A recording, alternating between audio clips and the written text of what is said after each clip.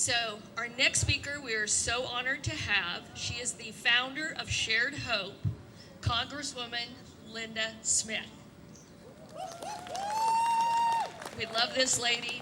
They fight for these kids who are trafficked every day.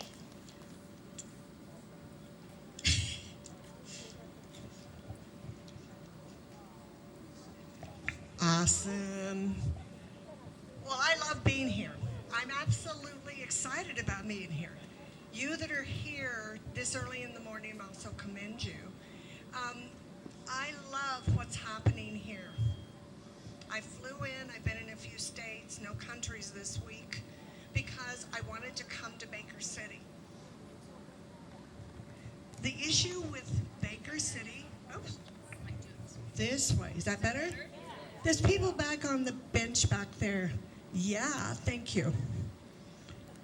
Baker City is like a town where I went and was when I was in grade school. We were transient, we traveled all over, but in grade school we settled in La Grande, Oregon. Anybody from La Grande? No, but you know where it's at. I went to Riveria, the grade school, but I could walk to Riveria. I could walk to a little church close to Riveria. And I realize now and over the years that fighting trafficking is right here in this community, like this all over the nation. But not every community is aware. Just a little bit of information about Shared Hope International. I started it while I was still a member of Congress.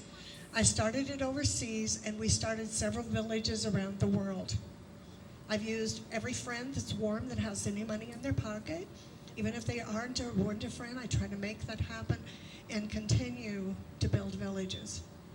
For the children that I discovered one day when I went and I found children younger than my 11-year-old granddaughter being sold for prostitution. And I realized that men were coming from all over to buy. And nobody was saying, you can't do that, that's wrong. Well, that organization became Shared Hope International Domestic, and we own and run a legal institute by the White House. Now, why? Because I realized in America that men were buying children for sex, and as long as they brought money to the crime, the child was called a prostitute and in the criminal law. If the man brought money with him and paid, he was just a John instead of a rapist. State by state, we investigated for the Department of Justice and the Department of State, and we found that all states were the same. There wasn't a law, and there was an active selling and buying of children, and then it exploded for pornography. Now, that's what we do. We change the laws so there's a body of law. But I still have the villages all over the world because I can't let go. We still have 12 partners in the United States. Now, today, you that are here working need to know that the most important thing for you to focus on is your schools. I have brought a donation with me for May Day because I want the school outreach to continue. If you're here and you haven't given to May Day, stop by. They'd love to have a check from you too. Because what they do is really hard. Schools are hard to get into. The fact that they're actually in the schools, they haven't been able to do that all over the United States. And they've done a great job here. You have very, very strong leaders. The FBI, oh crap, excuse me. The FBI being here today is amazing. It means that you have aggressive Soroptimist leaders who have continued to get a hold of people. So you can find out more about Shared Hope by going to the booth that we have, the table. You can also see this little book of victories from 25 years of fighting trafficking around the world and in the United States, and it'll tell you more about what we do. But I like the idea of May Day doing what they do and the Soroptimists focusing on them, because when these kids understand the signs of trafficking, and that's what they're learning from May Day, and their social workers and their people that they work with understand what trafficking is, because May Day's going into the schools. They're going to identify trafficking and vulnerabilities And you're going to do the most important thing. You're going to prevent trafficking from growing right here in Baker City. So with that, I love being here, and I'm going to turn it back so you can hear the FBI agent. And she says, I don't have a gun. I said, I don't care, just bring one to pretend you're carrying a gun, because we're all kind of excited about FBI agents, right? So I'm going to turn it back, and Erin is cool. I got to see her last night, hear her last night, and so I'll give it back to the Soroptimist leadership. And where did she go? Okay. Yay, Linda! Thank you, Linda. That's awesome. We are so happy to partner with Shared Hope because we know we're making a difference one child at a time all over the world. And then with Mayday, locally. So we feel like we're just doing everything awesomely. So we do have Erin Kevin here with the FBI. She is a victim specialist, and we are beyond happy to have her with us. Hi. Good morning. Thank you for such a warm welcome. I'm hoping that the person with the donkeys over there can hear me, because I am obsessed with donkeys and I would really like to meet one later. So thank you all for having me here. I'm so excited to be here. Baker is one of my favorite places in Oregon. My name's Erin Kevin, and like Cheryl said, I'm a victim specialist with the FBI. So I like to say no gun, no badge. My job is like a social worker. I work alongside FBI agents in the investigative process to help victims have a meaningful role in the criminal justice process, access their rights and services that can support them, whether that be medical needs or social needs as we go throughout the investigative process. I sit in Bend, Oregon, and I cover our Bend and Pendleton resident agencies, which is everything east of the Cascades in Oregon. So I have been walking alongside victims and survivors of crime in rural and frontier areas of Oregon for the last 13 years of my career. And my heart and my spirit is with children and vulnerable communities. I'm ever so grateful to have been invited to join you all today by the local Soroptimists. I came last year at the invitation of Mayday and the Soroptimists to give a presentation and training about trafficking to allied service providers and law enforcement here in your area to help us identify trafficking survivors and intervene in appropriate ways. And I was already pretty convinced, but I'm definitely pretty strong in my opinion now that there's nothing that a group of strong, compassionate women can't do. So a big round of applause for the Soroptimists today. I'm also pretty floored that this many people would come out early on a Saturday morning to promote their own awareness of trafficking. It shows to me that you have a very strong community. I'm going to talk a little bit more about that later. But as part of our walk today, I kind of want to do two things simultaneously to warm us up. I want to warm up our minds, but I also want to warm up our bodies. I'd like to help us learn a little bit about human trafficking while we do this. So here's what we're going to do. I'm going to read a statement to you, and if you think it's a fact, you're going to jump up and down and wave your hands around like this. And if you think it's a myth, you are going to crouch down real low like this. Get your body real small, right? Myths and facts. Now, here's the thing. We're all learning here, so it's okay to be wrong. If you accidentally jump up and down and wave your arms around incorrectly, no one's going to judge. In fact, we're going to think you're really cool for getting your body warmed up. All right, are we ready? Okay, all right. Number one, myth or fact, most trafficking victims are kidnapped and held captive. Nice, okay. Good, yes, you guys are right, that's a myth.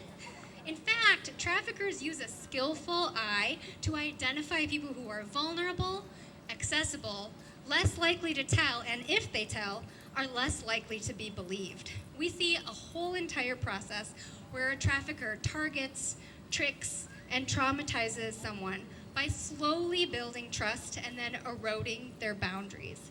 This is a complicated grooming and manipulation process that often leaves mental scars that are just as significant, if not more significant, than physical scars. This often means that undoing some of this harm that traffickers cause can be a slow and complicated healing process that communities and systems are often not equipped to handle without significant coordination. All right, good job. Number 2, myth or fact. Trafficking can happen even without movement or transportation. Yay, fact, good job. You guys are really good at this. So right, human trafficking is a crime involving the exploitation of individuals through force, fraud, or coercion for forced labor or commercial sex. Now, we don't have to prove force, fraud, or coercion in the criminal justice system when someone is a minor sex trafficking victim, right? Because a minor can't consent to sex. Trafficking can happen anywhere, even out of someone's own home, and doesn't require any kind of smuggling or transportation. Good job. 2 for 2. So, number 3, myth or fact, sex trafficking only happens in big cities. Yes, myth, correct. Trafficking is often a matter of supply and demand. And as Linda talked about, sex buyers are often men, and they can come from all walks of life. They can be teachers, they can be coaches, they can even be law enforcement. They can be friends or neighbors. In a culture where sex is often made to look glamorous and worth is often based on sexual desirability, norms are created that make sex buying feel justified or make sex buyers feel justified in what they're doing. And then with that demand comes supply. Traffickers are opportunists of the worst kind. Venues for exploitation can include things like truck stops, casinos, the internet, drug houses. We've seen a sharp increase in the identification of familial trafficking, and that's where a parent or a family member sells their child for sex. We do see gang-based trafficking happen more often in large cities, but small towns and small communities are not exempt. What small communities often do have to fight this are close-knit networks of people who care and can respond, and that's what I see here. All right, number 4. Myth or fact, vulnerabilities like poverty, race, gender, sexual orientation, or abuse history are often targeted and exploited by traffickers. Yes, good job, okay.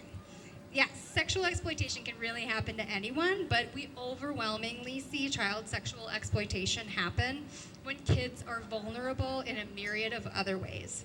I once heard a trafficker say that he looks for kids who didn't wear matching socks or who would wear dirty clothes because it meant no one probably cared for them, and he had a much better chance of luring them with basic care and attention. We also know that LGBTQ+ and runaway homeless youth are much more vulnerable. Okay, good job so far. Number 5, we're 4 for 4. Myth or fact, trafficking mostly happens to girls and women. Wow, okay, that's a tricky one. That was the one I thought I'd catch people on. Right, that's correct. We do see that women and girls are often identified more often, but really trafficking can happen to anyone. And in youth, we see about up to 50% are males. We see people of color, immigrants, LGBTQ+, the unhoused, folks with disabilities or high mental health needs, people experiencing poverty or substance use disorders, and people who have experienced domestic violence, child abuse, or other forms of sexual violence are often more vulnerable. Okay, number 6, myth or fact, child sex trafficking is child abuse and requires a mandatory reporter to report to child welfare or law enforcement. Facts, yes, that's true. Please remember that if you're a mandatory reporter, if you suspect someone is being paid for or being exploited, you must report that to the appropriate authorities.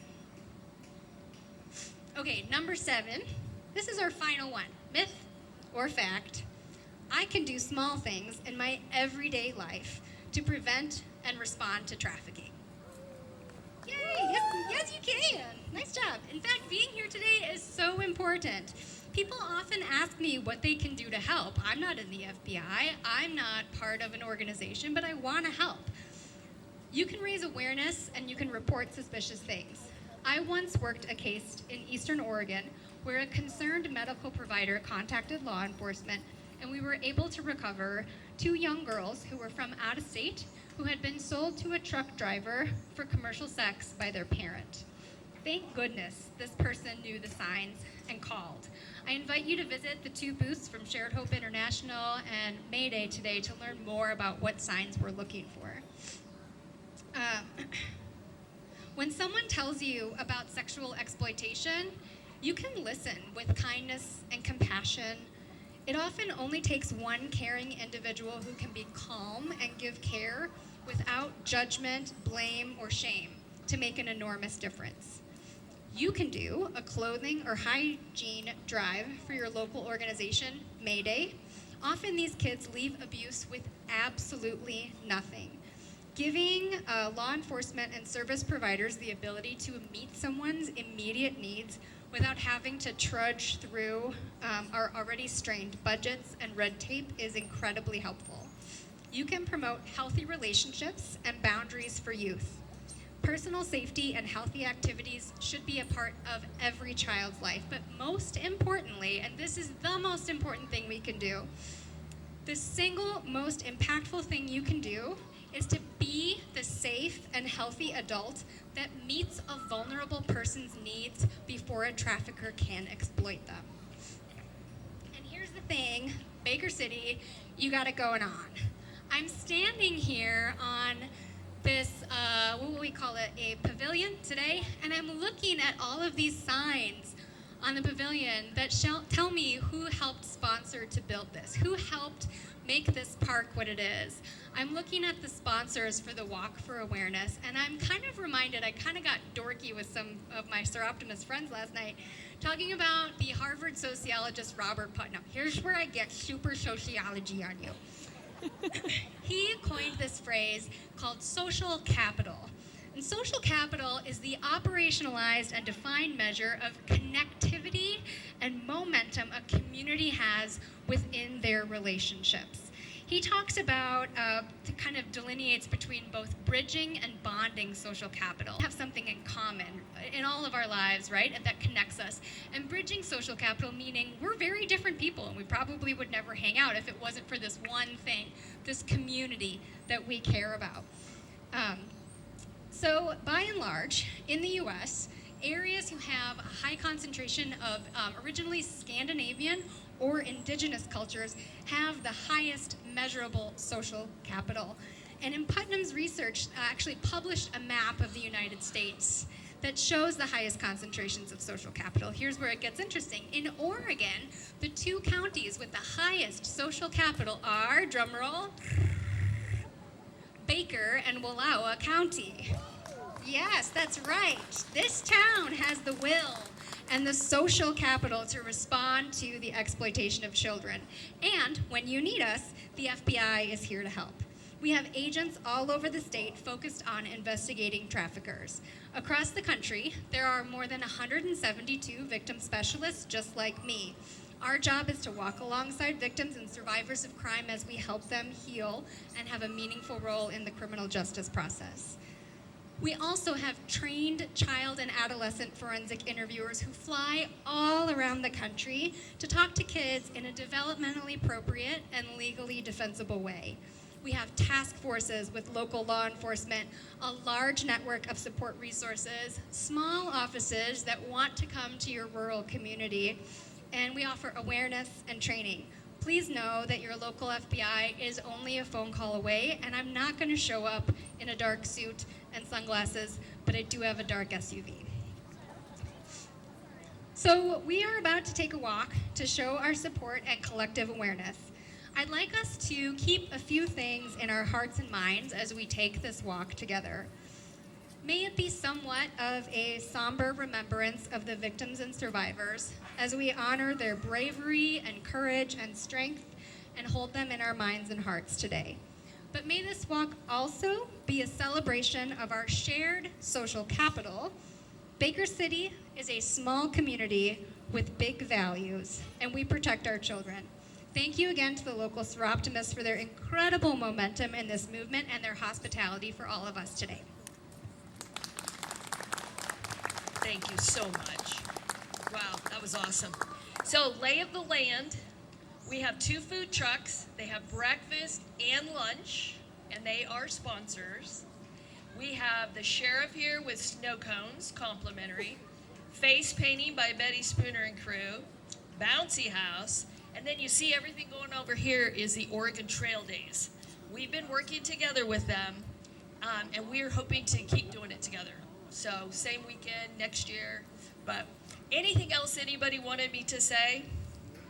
So we make our money to give to Shared Hope and Mayday, like I said, through sponsorship, hat sales, shirt sales. 2 ways that we use the shirts and the hats.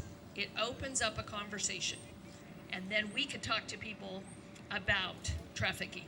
So we hope if we help one child along this way, it's worth all of it. Also, Coffee Corral donated all the coffee, hot chocolate. And now, as we prepare for the walk, it is 1 1/4 mile to Hughes and 1 1/4 back, so 2.5. You don't want to go that far, you don't have to. You will still have a chance to win the great prizes that we have. So we're going to get Joe, Kate Roner. You're going to start over here. Everybody that's walking, follow them. We're going to join right over here, cross the bridge at the library, and then head on the walkway. Thanks again for coming, you guys. We will probably draw around 11 o'clock.